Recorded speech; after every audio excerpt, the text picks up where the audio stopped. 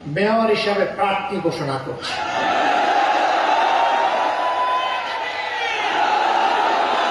আগামী নির্বাচনে ইনশাআল্লাহ জনগণের দল বাংলাদেশ জামাতে ইসলামী এখানে ক্যান্ডিডেট দেবে।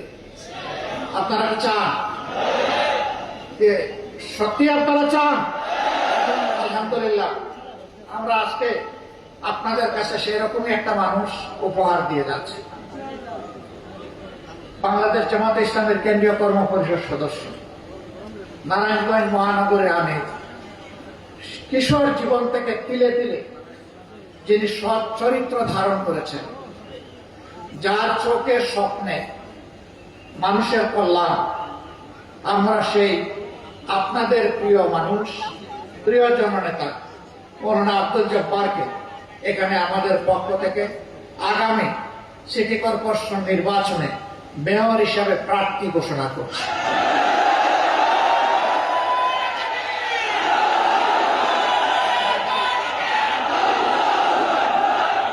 সংগ্রামী সহকর্মী বৃন্দ, অনেক দল প্রার্থী ঘোষণা করেছে, আরো অনেকে করবে। আমরা সবাইকে সাধুবাদ জানাই।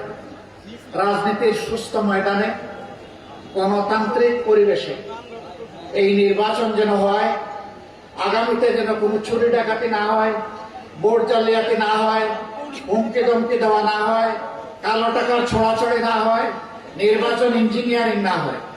সুষ্ঠু নির্বাচন হলে আমরা বিশ্বাস করি নারায়ণগঞ্জবাসী একজন সৎ, দক্ষ, যোগ্য, পদাবিরু মানুষকে ইনশাআল্লাহ তাদের নেতা হিসেবে নির্বাচিত করবে।